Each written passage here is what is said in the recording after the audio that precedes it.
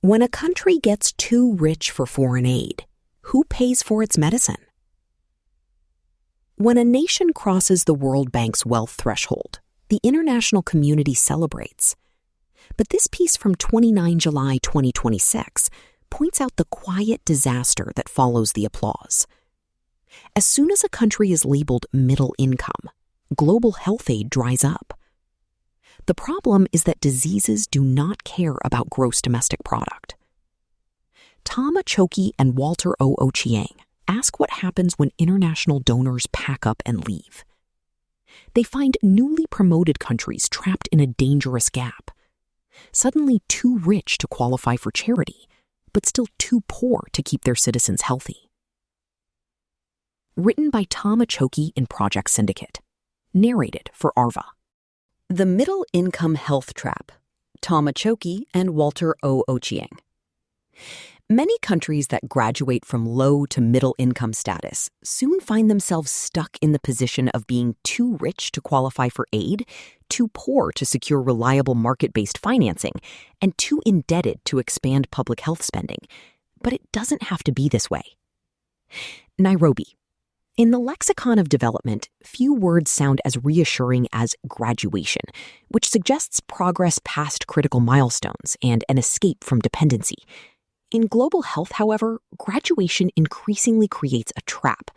When a country crosses the World Bank's threshold from low to middle income status, it is deemed too rich to qualify for aid, even though it is not yet rich enough to cover its health costs. The implications of reaching this milestone, which is based on gross national income per capita, are therefore profound. Achieving middle income status means that concessional loans will increasingly have to be replaced by market rate borrowing, and that grants will shrink or disappear as global health programs wind down. But pathogens do not recognize income thresholds, and the resources available to health systems do not necessarily grow smoothly with GDP.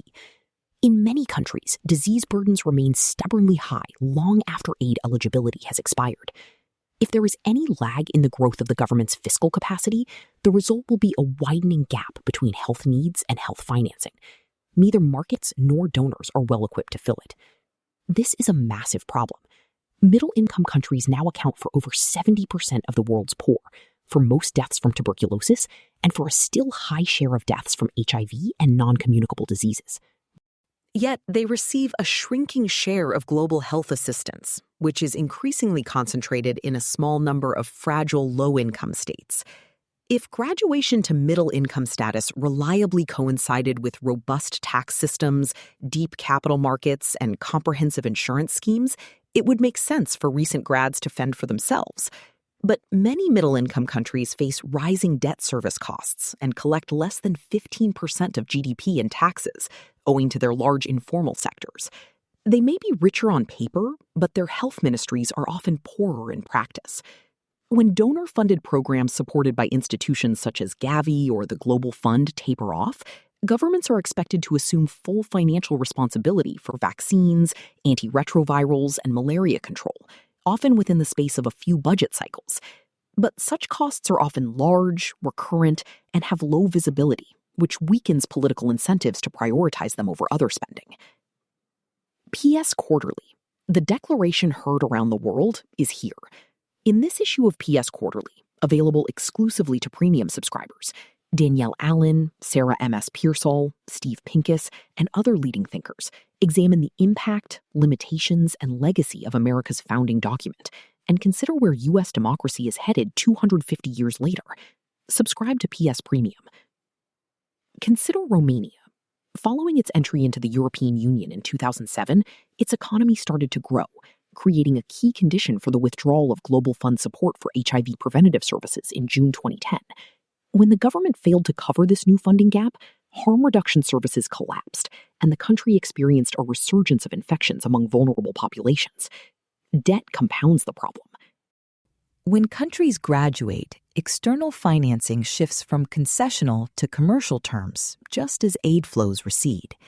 Yet the private lenders that capitalize on the situation by charging high interest rates, usually citing the economic volatility that characterizes most newly graduated countries, have no appetite to renegotiate terms when economic headwinds emerge.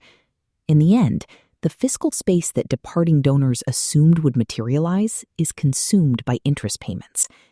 These are not temporary adjustments. Many middle-income countries find themselves stuck indefinitely in the position of being too rich for aid, too poor for markets, and too indebted to expand public spending. When that happens, the only available adjustment is to cut back on health and other services. Many are then told that the private sector will offer the solutions they need. Newly graduated countries are expected to attract investment, expand insurance markets, and leverage blended finance. But even when private capital is available, it tends to flow to profitable areas, such as urban hospitals, diagnostics, and specialist care. High-impact preventative services, primary care, and other public health functions that generate lower financial returns are left to the state. The result is often a two-tiered system that widens inequality and stalls progress toward improving population health. To be sure, exit strategies are now typically accompanied by technical assistance and bridge financing, with transition planning becoming the latest buzzword. But the underlying logic remains unchanged. Graduation is treated as an administrative event rather than a political and fiscal one. But income per capita is a poor proxy for state capacity. A country can grow rapidly in GDP terms while remaining unable to raise revenue, regulate markets, or sustain complex delivery systems. Health financing depends on all three capabilities. The irony is that success in global health often creates the conditions for failure. Better child survival rates and disease control contribute to population growth, urbanization, and epidemiological transition, when the leading causes of death shift from infectious diseases to chronic degenerative conditions. Health needs become more complex and more expensive, just as external support wanes. Faced with funding gaps, governments and donors often reach for guarantees, loans, and public-private partnerships. But these often deepen fiscal exposure and shift risk forward in time. Rather than an exit from dependency, graduation begins a more fragile equilibrium, sustained by borrowing, cross-subsidization, and quiet rationing. There are alternatives.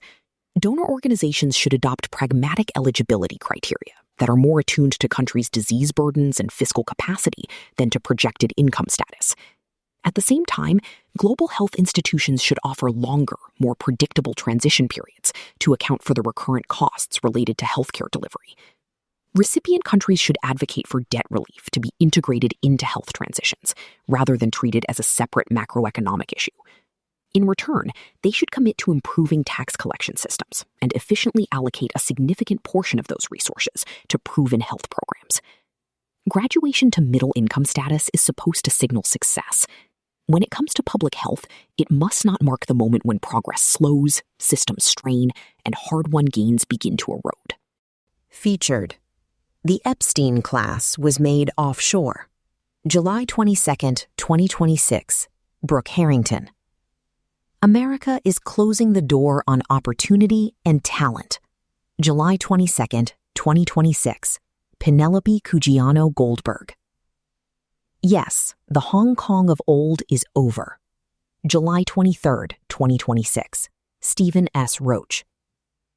What Ukraine's success means for the West. July 24, 2026. Christia Freeland.